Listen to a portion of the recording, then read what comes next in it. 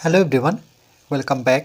Study ম্যাথমেটিক্সে প্রত্যেকে স্বাগত জানিয়ে পঞ্চম শ্রেণী থেকে পাঠ 14 পৃষ্ঠা নং 164 ভিডিও পাঠ নং 3 করব। এবার দেখি একটা বিন্দু দিয়ে কতগুলো সরলরেখা আঁকতে পারি। এখানে সেটি প্রশ্ন করল। তাহলে যেহেতু এখানে একটি বিন্দুর কথা বলেছে, একটা বিন্দু, তাহলে এখানে যদি একটা বিন্দু নিই, এই বিন্দু দিয়ে আমরা কতগুলো সরলরেখা অঙ্কন করতে পারবো। তাহলে দেখো, আমরা স্কেলটা প্রথমে এভাবে বসাই। বসে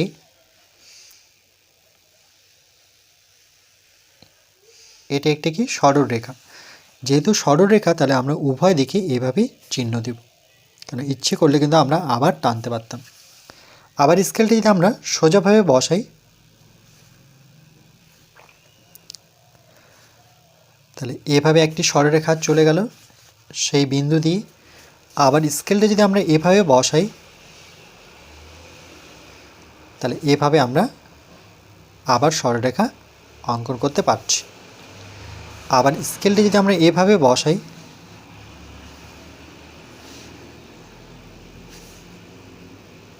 তাহলে এভাবেও একটি সরলরেখা অঙ্কন করা যাচ্ছে। তার মানে আমরা এভাবে স্কেল যদি বসাতেই থাকি, তাহলে অসংখ্য আমরা সরলরেখা আঁকতে পারি।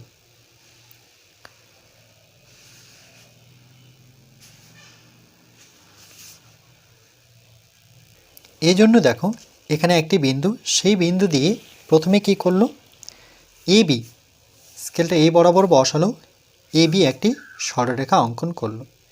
তারপরে স্কেলটি সোজাভাবে রেখে জিএইচ একটি সরলরেখা, এরকম সিডি একটি সরলরেখা, এবি সিডি, তারপরে ইএফ একটি সরলরেখা, তারপরে জিএইচ একটি সরলরেখা, এরকম আইজে একটি সরলরেখা। এভাবে কিন্তু আবার স্কেলটি দিয়ে আমরা এভাবে এর মাঝ বরাবর কিন্তু সরলরেখা অঙ্কন করা যায়। তাহলে এই যে রেখাংশটি নিয়েছি সরলরেখা, এই সরলরেখার উপরে একটি বিন্দু নিয়ে এই বিন্দুটির নাম যদি দিই এ, আর এই বিন্দুটির নাম দিয়ে দিলাম বি, তাহলে এ বি একটি সরলরেখা। ঠিক একইভাবে এই সরলরেখার উপর একটি বিন্দু সি নিলাম, আর এই সরলরেখার উপর একটি বিন্দু ডি নিলাম, তাহলে সিডি একটি সরল রেখা। ঠিক একইভাবে এখানে একটি বিন্দু নেব, এই বিন্দুটার নাম দেব ই, আর এই সরলরেখার উপর একটি বিন্দু, সেটার নাম দেব এফ। আর এখানে একটি বিন্দু নিয়ে এই বিন্দুর নাম দেব জি, এই বিন্দুর নাম দেব এইচ। আবার এখানে একটি বিন্দু, এই বিন্দুর নাম দেব আই, এখানে একটি বিন্দু, এই বিন্দুর নাম দেব সি। আর এখানে প্রত্যেকটি সরলরেখা যেখানে মিলিত হলো সেই বিন্দুটির নাম দিয়ে দিই ও বিন্দু, অর্থাৎ এই বিন্দুটির নাম দিলাম ও। এখানে তো আর ওটা লিখতে পারছি না, তো এর আশপাশে কোথাও লিখতে হবে, হয় এখানে লিখতে পারি, এখানে লিখতে পারি, নতুবা এখানে লিখতে পারি, যে কোনো একদিকে লিখলেই হবে। তাহলে লিখব যে দেখছি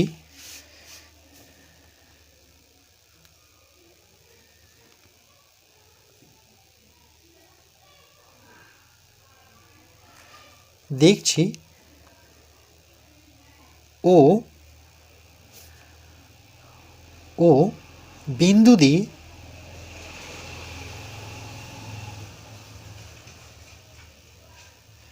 ও বিন্দু দিয়ে এ বি,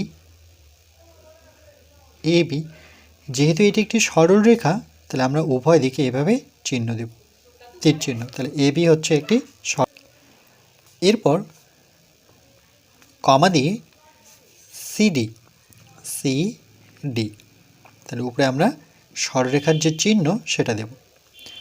তারপরে ইএফ, ইএফ, এভাবে আমরা, যেহেতু কখনো আমরা এভাবে যে টানতে থাকি, তাহলে কখনোই সরলরেখা টেনে শেষ করতে পারবো না, যত খুশি এখানে আমরা এভাবে টানতে পারি। তো যেহেতু অসংখ্য টানতে পারছি, মানে কি শেষ করতে পারছি না, তাহলে এভাবে আমরা বিন্দু বিন্দু দিয়ে দেব, এটাকে ডট ডট বলে থাকি। আর এখানে লিখব অসংখ্য, তাহলে এখন যেটা শিখলাম যে এই ভাঙা ভাঙা বিন্দু বা ডট ডট দেওয়া, এটা কখন দেব? যখন আমরা কোনো কিছু লিখে শেষ করতে পারি না। যেমন আমি যদি বলি 1 থেকে সংখ্যা লিখতেই থাকো, তাহলে 1 2 3 4 5 6 7 8 পুরো জীবন শেষ হবে, কিন্তু 1 লক্ষ 1 কোটি তারপরে কিন্তু আসতেই থাকবে, সংখ্যা কখনো লিখে শেষ করতে পারবে না। তো যখন কোনো কিছু লিখে শেষ করতে পারবো না, তখন আমরা এভাবে বিন্দু বিন্দু দিয়ে পাশে লিখব অসংখ্য কথাটি।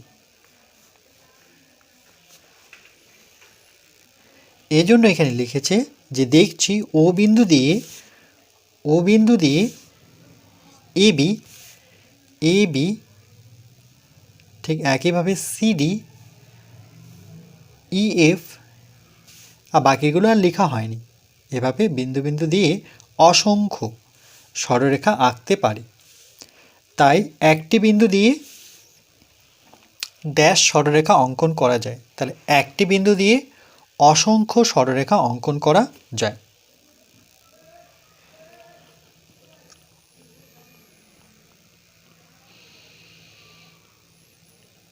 অসংখ্য সরলরেখা আঁকা যায়। একটি নির্দিষ্ট বিন্দু দিয়ে যে সকল সরলরেখা আঁকা যায় তারা সমবিন্দু সরলরেখা। এটাও একটা ইম্পর্টেন্ট লাইন।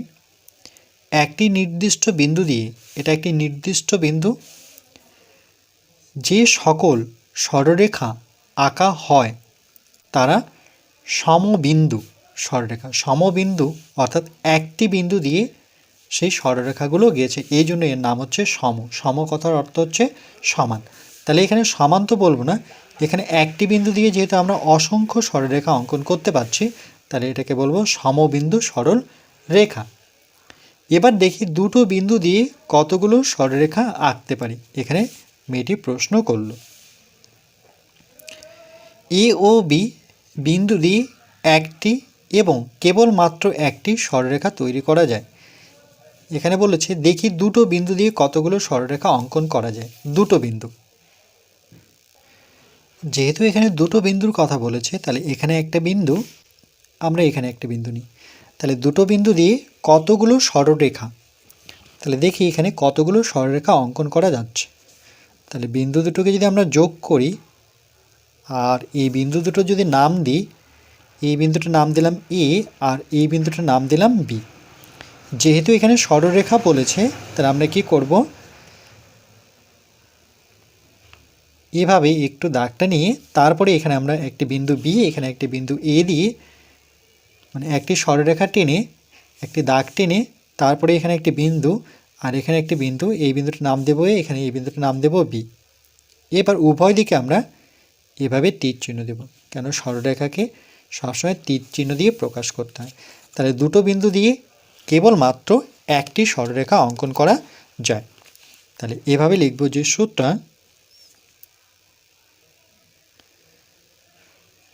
দুটো বিন্দু দিয়ে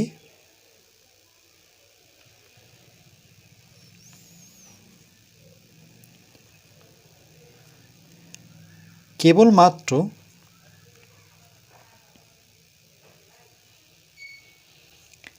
একটি সরলরেখা তৈরি করা যায়।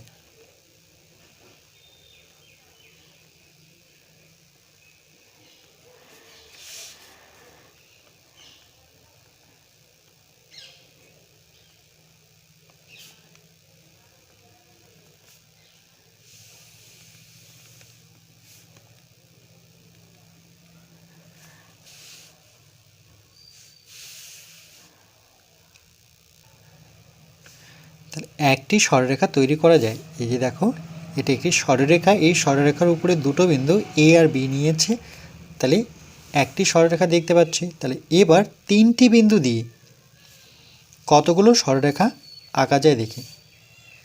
তিনটি বিন্দু দিয়ে কতগুলো সরলরেখা আঁকতে পারবো। এবার তিনটি বিন্দু দিয়ে, তাহলে এখানে একটি বিন্দু নিই, এখানে একটি বিন্দু নিই, এখানে একটি বিন্দু নিই। এবার এই তিনটি বিন্দু যদি আমরা যোগ করি, তাহলে একটি সরলরেখার উপর তিনটি বিন্দু থাকলো। সেই বিন্দুগুলোর যদি নাম দিই, এই বিন্দুটার নাম দিলাম এ, এই বিন্দুটার নাম দিলাম বি, এই বিন্দুটার নাম দিলাম সি। যেহেতু এটি একটি সরলরেখা, তাহলে আমরা তীর চিহ্ন দিয়ে প্রকাশ করব। তাহলে দেখলাম যে একটি সরলরেখার উপর তিনটি বিন্দু থাকতে পারে। আর কিভাবে থাকতে পারে? ধরে নাও এখানে একটি বিন্দু দিলাম, এখানে একটি বিন্দু দিলাম, এখানে একটি বিন্দু দিলাম, এখানেও তিনটা বিন্দু।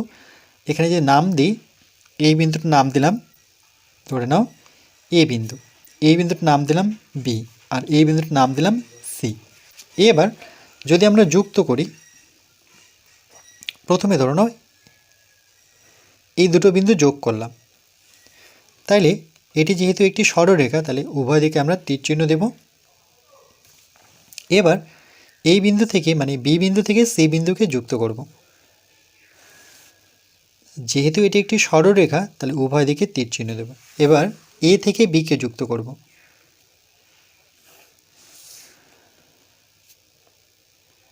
তাহলে দেখো তিনটি বিন্দু দিয়ে কিন্তু আমরা এভাবেও ছবি পাচ্ছি। তাহলে তিনটি বিন্দু দিয়ে কিন্তু তিনটি সরলরেখা অঙ্কন করা যাচ্ছে, আবার একটি সরলরেখাও অঙ্কন করতে পারছি। তাহলে প্রথমে দেখলাম তিনটি বিন্দু একই সরলরেখায় থাকতে পারে। এই যে দেখো তিনটি বিন্দু 1 2 3 একই সরলরেখার মধ্যে রয়েছে। তাই একটি সরলরেখার উপর একটি, দুটি, তিনটি বা অসংখ্য বিন্দু আছে। দেখো এই সরলরেখার উপর অসংখ্য বিন্দু আছে। এখানে বিন্দু নিতে পারি, এখানে বিন্দু নিতে পারি, এখানে বিন্দু নিতে পারি, এর মাঝখানে আমরা কোটি কোটি বিন্দু নিতে পারি, কয়েক কোটি বিন্দু। এই জন্য সেটাকে কি বলবো? অসংখ্য বিন্দু আছে। এই রকম 3 বা 3-এর বেশি বিন্দু যারা 3 বা 3-এর বেশি, 3টা তো থাকবেই, তার বেশি, যেমন 4টা 5টা 6টা 7টা, যারা একই সরলরেখায় আছে তারা সমরেখ বিন্দু। তাহলে দেখো এখন যেটা শিখলাম, সমরেখ বিন্দু কোনটাকে বলবো? যেই সরলরেখার উপর বিন্দুগুলো একই লাইনে থাকবে, যেমন এটা সমরেখ বিন্দু, মানে একটা রেখার উপর 3-এর বেশি 4 5 7 8 10, সেটাকে বলবো সমরেখ বিন্দু। মানে সম কথার অর্থ কি? সমান, মানে বিন্দুগুলোর একটি সরলরেখার উপরেই থাকতে হবে, সেটাকেই সমরেখ বিন্দু বলবো।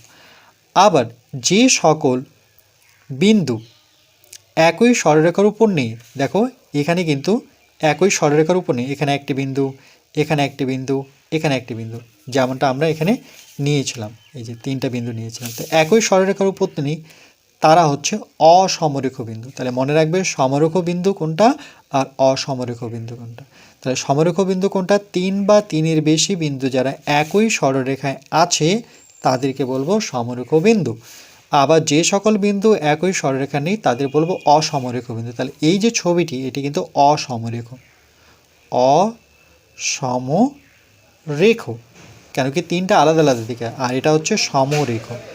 সমরেখ মানে একটা সরলরেখার উপরে বিরাজমান আছে। 3টি অসমরেখ বিন্দুর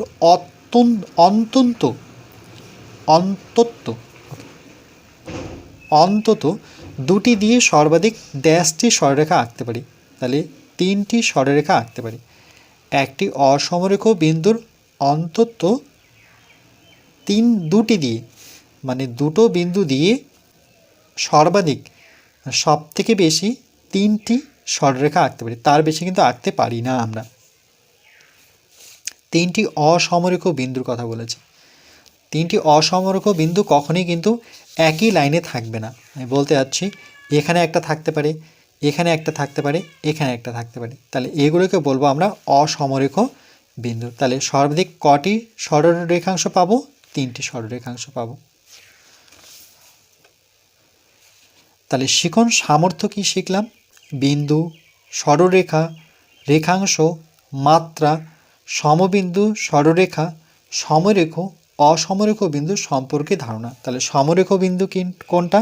সমরেখ মানে একটা সরলরেখার মধ্যে অবস্থিত, অসমরেখ মানে একটা সরলরেখার মধ্যে অবস্থিত নয় সেটা। আর সমবিন্দু বলতে একটা বিন্দু দিয়ে অসংখ্য সরলরেখা অঙ্কন করা যায়, সেটা শিখলাম। মাত্রা, যেমন একটি সরলরেখাংশের মাত্রা একটাই থাকে, সেটা হচ্ছে দৈর্ঘ্য। রেখাংশ সম্পর্কে জানলাম, আর বিন্দু সম্পর্কে জানলাম, আর সরলরেখা সম্পর্কে জানলাম।